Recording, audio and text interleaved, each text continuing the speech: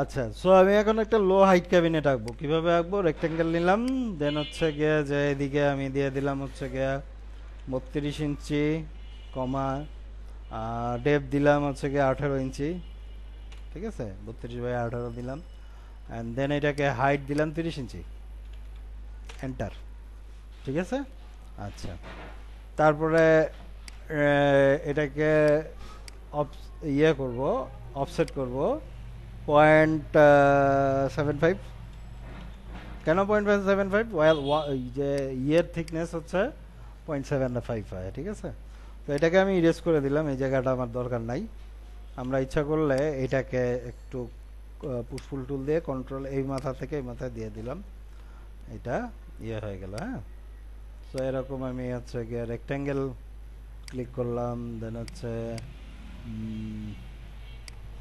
এই যে এই ইয়েটা একটা কমান্ড শিখাইনি, সেটা দেখেন, রাইট বাটন চাপ দিয়ে ডিভাইড করব 3টা পার্টে। আমি ইচ্ছা করলে 4টা 5টা 6টা অনেক করতে পারি।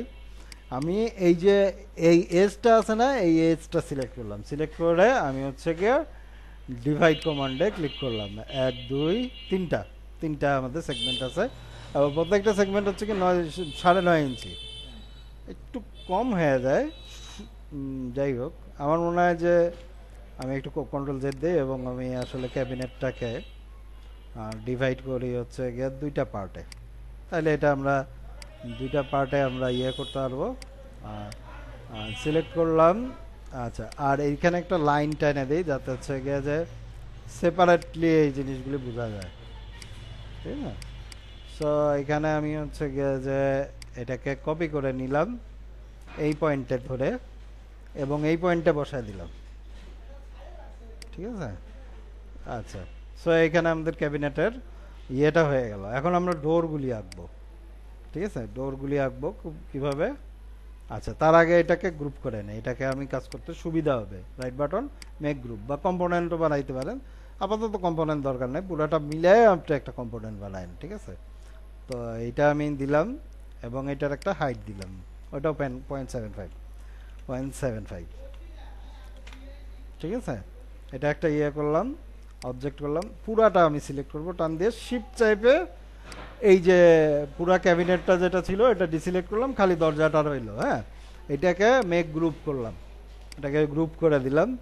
দেন হচ্ছে গিয়ে যে এখানে আমি হচ্ছে গিয়ে এটাকে ইয়ে করে দিলাম, একটু ফাঁকা রাখি, কারণ হচ্ছে গিয়ে যে আদারওয়াইজ এখানে যে গ্যাপগুলি রেন্ডারে ধরা পড়বে না। আমি রেন্ডারের ইয়ে দেখাইতে পারি। আচ্ছা থাক, দেখা নাই, রেন্ডার দরকার নেই আপাতত। যে এটাকে একটু স্কেল টুল দিয়ে হালকা একটু ফাঁকা করে দিব, একটু জুম করি। হ্যাঁ, এরকম ফাঁকা, ব্যাস, এটার থেকে বেশি দরকার নাই। সিলেক্ট করে একটা রাখলাম বলতে, ও শিফট চেপে ধরে আমি হচ্ছে গিয়ে এটাকে ইয়ে করছি, কারণ হচ্ছে কি গ্রুপ করতে আমার সুবিধা হবে। ঠিক আছে। আচ্ছা, তো তারপরে আমি একটা রেক্টেঙ্গেল টানবো। এখানে কি আঁকবো? নব, নব না, হ্যান্ডেল। তারপরে আমরা এখানে একটু হাইট দিয়ে দিই। ঠিক আছে, এইখানে এটা ইয়ে পাই নাই, ঠিকভাবে পাই নাই। সো আমি এখানে যেটা করব সেটা হচ্ছে যে এইরকম, বেশি একটা ইয়ে না। এরপরে আমি হচ্ছে কি এটাকে পুশপুল টুল দিয়ে এটাকে আমি 2 ইঞ্চির মতো ইয়ে দিলাম।